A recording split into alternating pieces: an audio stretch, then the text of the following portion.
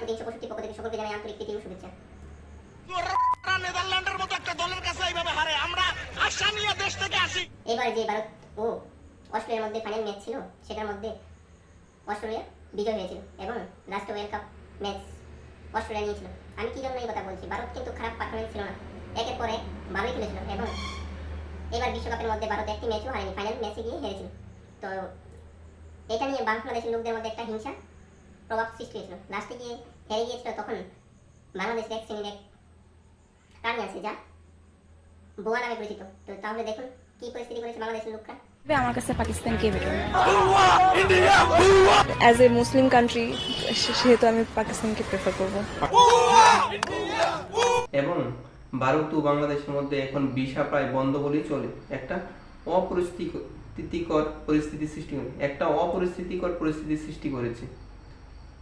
তার জন্য আমি বলবো, বাংলাদেশের লোকরা যেভাবে ইন্ডিয়ার বিরুদ্ধে লেগে গিয়েছে, ওরা নিশ্চয়ই জানে না যে বাংলাদেশ স্বাধীন হওয়ার জন্য ভারত কতটুকু সাহায্য করেছিল। চোর তারা সবসময় চুরি করে। ভারতের মানুষদের কেউ চোখে দেখতে পারে না, পৃথিবীর কেউ পারে না, কারণ ওরা চোর। ভারতের নাগরিকদের যে বাংলাদেশ যা শুরু করেছে, তার জন্য বাংলাদেশের যাতে সমগ্র পণ্য সামগ্রী ভারত যেন বর্জন করে, তাহলে ওদের শিক্ষা অটোমেটিক হয়ে যাবে। যদি ভারতকে ভালোবেসে থাকেন তাহলে আমার চ্যানেলকে অবশ্যই সাবস্ক্রাইব করবেন। বিপক্ষে যদি কলা গাছ খেলে আমরা সেই কলা গাছের সাপোর্টার হবো, কিন্তু ভারতের সাপোর্টার হবো। বিশ্বকাপ ক্রিকেটে বাংলাদেশ দলকে অনুপ্রেরণা দিতে শোবিজ তারকাদের নিয়ে আয়োজন করা হয় সেলিব্রিটি ক্রিকেট লিগ। যারা ছিলেন বন্ধু কিংবা সহকর্মী, মুহূর্তে তারা হয়ে গেলেন শত্রু। আমি একটা 4 মারছি, ওটা 4 হচ্ছে, কিন্তু ম্যানেজমেন্ট দেয় নাই, কারণ ম্যানেজমেন্ট চোর। ওরা আমাদের ক্যারিয়ার নষ্ট করবে।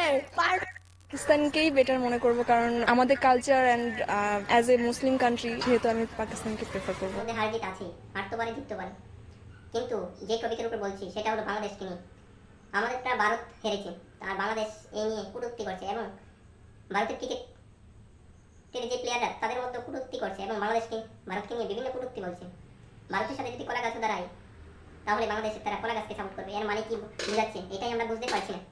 আর বেটার মনে হয় আপনার কাছে ইন্ডিয়া নাকি পাকিস্তান? ইন্ডিয়া হচ্ছে একটা হিন্দু কান্ট্রি, ওরা হচ্ছে আমাদেরকে অলওয়েজ ডমিনেট করতেই পছন্দ করে।